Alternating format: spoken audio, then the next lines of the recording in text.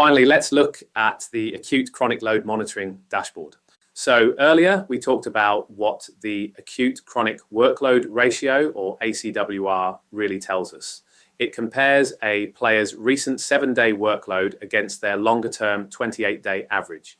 Here on this dashboard, we can see that relationship visualized across the key metrics: total distance, high-speed running, sprint distance, and explosive actions. The principle behind it is simple. We're looking for consistency. Players adapt best when training loads are applied progressively, not through sharp spikes or sudden drops. If a player's ratio jumps above 1.5, it's a sign of a recent spike. Maybe they've had an unusually intense match or a condensed schedule. That's your cue to reduce intensity slightly or focus on recovery. Conversely, if their ratio drops below 0.8, it means they've had too little exposure. You can plan to reintroduce more load gradually, maybe through small-sided games or extra running exposures. Second, it lets you tailor the session design itself. You can adjust pitch size, drill duration, or the number of reps depending on how each player is trending. For example, if a player is coming off a high week, you might still include them, but in a modified role, keeping them active without driving another spike. It's not about removing players, it's about managing the intensity to match what their body can currently handle.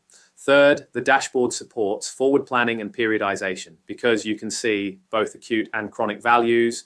You can forecast where those ratios will go, especially useful ahead of fixture congestion, cup weeks, or after an international break. That allows you to plan load management, rest, or top-up conditioning before a problem occurs, rather than reacting to it.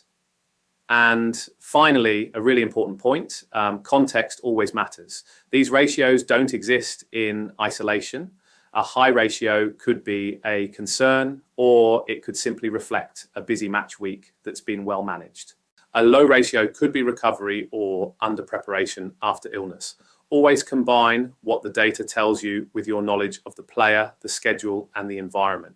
That's where ACWR becomes powerful, not as a number on its own, but as part of your decision-making process. One of the biggest things I want to emphasize is that our role isn't to make decisions, it's to inform them.